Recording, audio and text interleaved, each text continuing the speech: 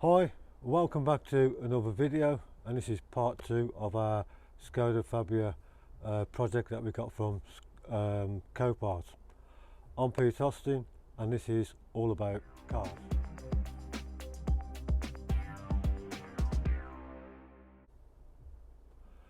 Now, if you remember in the last video, or in the first video, we started to strip the front end down, take all the bumper off, the radiator off, and then we was able to establish what sort of parts that we were going to need to get this car back on the road again.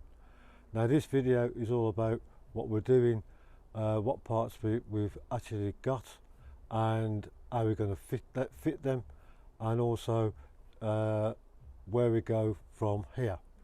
So without further ado, let's get straight into this video. So yeah, there's quite a lot of work to do today, and we're just going to get straight onto it. Now before we do, don't forget to hit the subscribe button so you don't miss out on any content, and hit the like button. That'll help us a great deal for the channel. So the next thing to do is just get stuck straight in. Okay then, so one of the biggest problems that we was facing was the power steering on the car wasn't working. So after investigation into what was causing the problem, what we found, we replaced the power steering pump.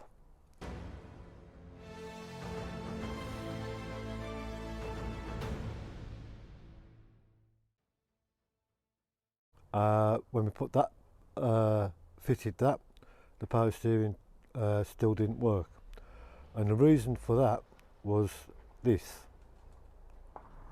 Just on top of the battery is a set of fuses. Now as you can see here, we've looped a wire across to gain power, because this fuse had blown. So in order for us to get power to the unit, we needed to get the power into it. So once we got the power into the unit, we found that the power steering still didn't work. So we plugged the diag in, and what we did discover was we needed to reset the new power steering into the ECU using a code of 10110, and we inputted that into ECU, and hey presto, we had our power steering. Now when it comes to the actual fuse, you have to buy the complete unit. You can't just replace a fuse. So that is now on order, and as soon as we get that, we can fit that to the battery, and the power steering will be complete and up and running again. Also what we needed was a complete new radiator. I'll show you around here. We needed the radiator frame and the new complete radiator and coolant. So that's all built up now. We've got to put the bonnet latch in, and then that can be offered back to the car, and we can start putting that back together. Okay, so now you can see the front end is put together. The radiator is all in and on the car, and the lights installed. Now one thing I will mention, we had to change obviously refit the bonnet latch. Now to save yourself a lot of heartache when you're doing a job like that, don't shut the bonnet, because you don't know whether it's going to release again. So just stick a screwdriver in there and then release the bonnet. That way you'll know that when you do shut the bonnet, it's got a good chance of opening again. So yeah, it's done in just a couple of hours. I must say, he's done quite a remarkable job. So everything's in place there. We've just got to fill the radiator up and bleed it. A few more nuts and bolts for the lights and so on, and then the bumper will be ready to go on when we get one, and we'll certainly be able to move it about and see how the car's driving. So yeah, quite a lot of work done in a short amount of time, and a few bits now that we've got to do to finish it off. So we'll crack on with that and pick it up when we're starting to bleed the radiator.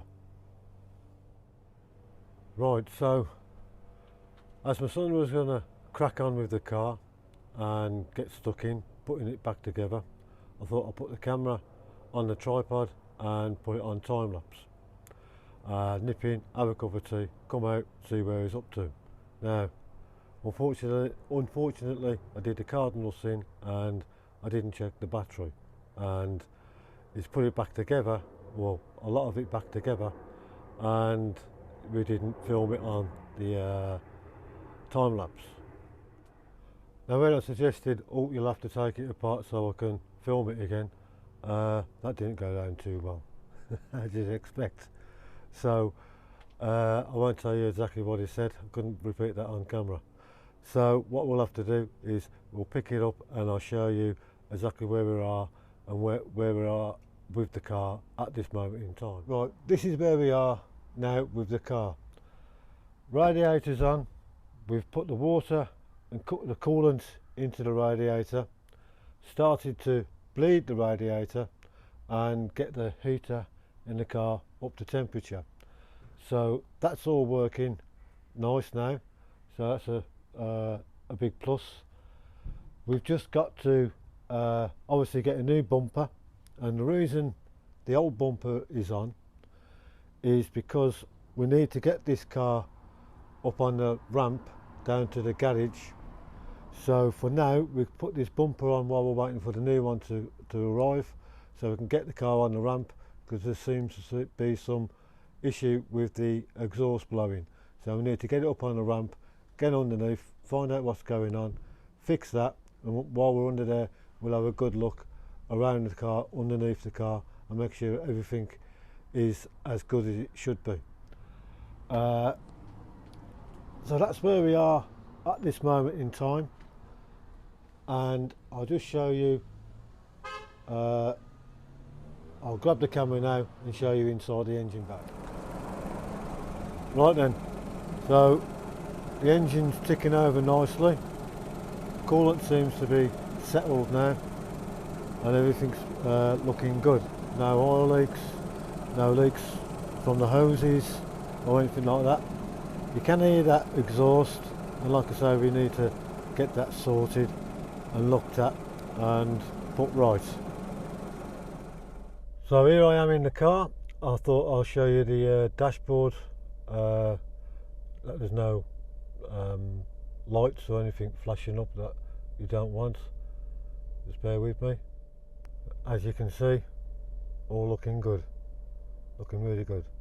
All we got on is the handbrake, obviously the seatbelt light there as well. Obviously that'll go when we start driving it. Right then, I thought I'll wrap the video up now, the second video. Obviously the parts that we've bought and fitted will go through, like I said in the previous video. So the next stage is to get that bumper sorted. That's taken a little bit of time, and we've got the fuse box on the battery that we got to source. I think if you, in all fairness, we spent more time trying to source parts than we have actually working on the car. The actual progress that we've made on the car has been really, really good.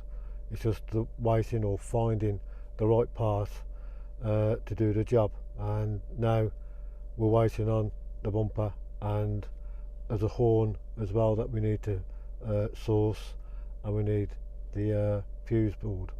So until then, when we get those parts, we'll pick this video up again. So thanks for watching, and if you like the video, please hit the like button, because that really does help with the channel.